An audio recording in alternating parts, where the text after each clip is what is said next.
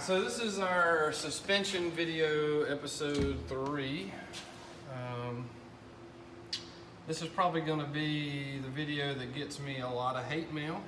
Some people are not going to be happy about this, and there's going to be a lot of people outraged, and it's going to cause a lot of backlash, but the truth is truth, so everybody kind of bear with me. But today we're going to talk about shocks, and while shocks do,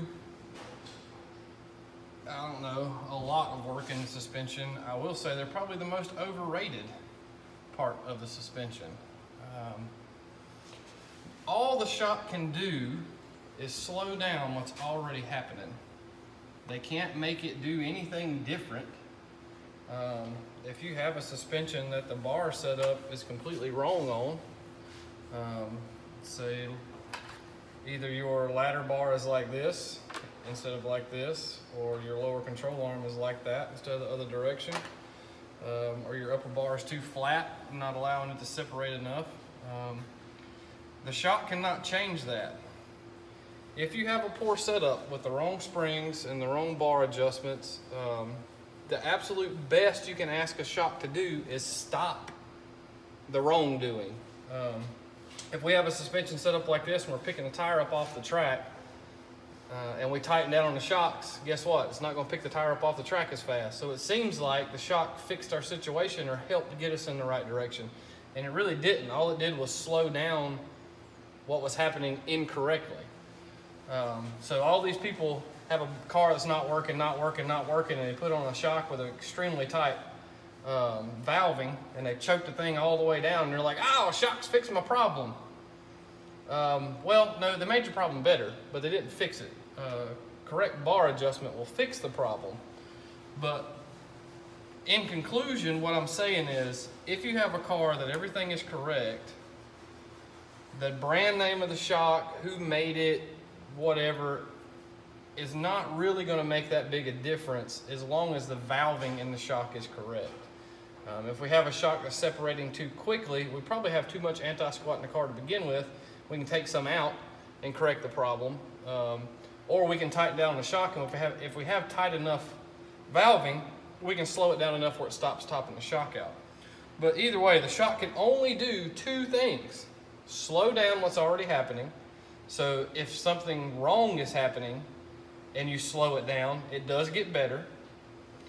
And then it can limit the amount of travel. And I see this happen a lot. People take just a whatever box shock Billy Bob Joe down the road suggested to put on their car, and when they do, they end up topping the shock out at the 60 foot because they only have like 5 inches of travel right here. On a good radio car with a lot of horsepower, and when I say a lot of horsepower, I mean 1500 crank plus horsepower, you're going to need 6, 7, 8, 9, 10 inches of travel in the shock in the rear. So what you're going to end up having to do, and Derek Reynolds had to do this last week or a couple of weeks ago, is you end up having to move the purchase from below the floor pan in the rear to above the floor pan in the rear to accept the shock long enough to make that travel and extension happen. If you watch any Radio versus the World car, X275 car, or even no time cars that are extremely fast, at about the 330, there's probably 6, 7, 8 inches of gap between the tire and the fender, or the quarter panel. And that's from where the car is separated so far to keep the tire down on the track. They have a ton of anti-squat in it, they have the right shock link in it, they have the right spring link in it, and then they have the right valving in the shock in order to get it up there and hold it up there. Now, a lot of people ask me, when should I go to a double adjustable shock? And my answer is always as soon as you can possibly afford it. I like to be able to take the shock and get it to go where it's supposed to be, and then choke it down to where it's not going to come back out if there's a pedal or one of those situations where you're off the throttle and back on the throttle, a wheelie or whatever else. If the car's up on the back tires a little bit in a wheelie and we chop the throttle and get back in it, when we chop the throttle, it sucks the tire up, and then he plants it again. It could essentially knock the tire off while the front of the car is in the air. And that's not what we want to do. So what we want to do is I usually start with my rebound pretty loose on the rear and my compression pretty tight on the rear. And then I'll start, usually I'll just start choking up on the rebound as we put more power in the car, because it's going to want to separate faster and faster and faster and faster, and I'm trying to keep it off the top of the shock. So as we start pouring power on it, I'll start choking it down, but usually it doesn't take a whole lot of rebound if all of this is correct. If you have these bars correct, you're not going to have to choke all the way down on shocks to make what you need happen. If you're having to choke all the way down on the compression or all the way down on the rebound to get something to happen that you want to happen, your problem's right here. It's in the bars, it's not in the shock. So once again, I know people love to go out and buy a $4, $5, $6, $7, $8,000 set of shocks and go, oh, so-and-so fixed my problem. I'm so glad I bought these shocks. Chances are you had a problem right here to begin with or in the spring rate.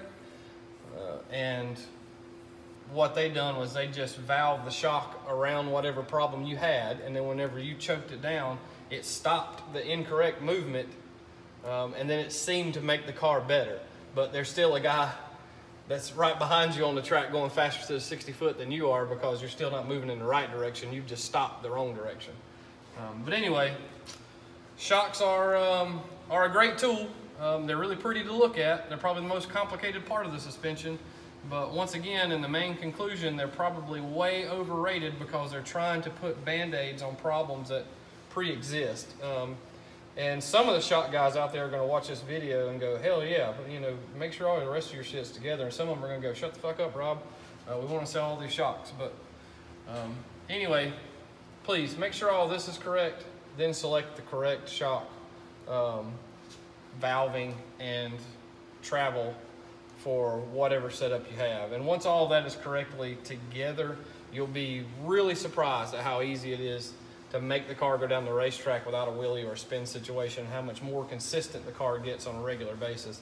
I have a lot of people that say, man, when the track's good, we went 102 to 60 foot, but when it's bad, we can't even go at 125. Well, you got some shit fucked up back here. So anyway, once again, get your bars correct, select the right spring rate, and then select the correct shock. And once all of that is put together, your car will become so much more consistent and easy to get down the track than you've ever possibly realized. Everybody thinks that, oh, his car just works good. No, all of his shit's set up correctly.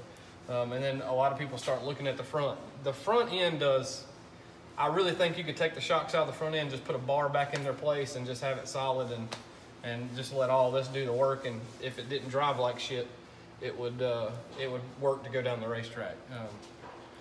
So anyway, if you guys need any help whatsoever, we have some openings over the next few weeks. I'd love to get some cars in here.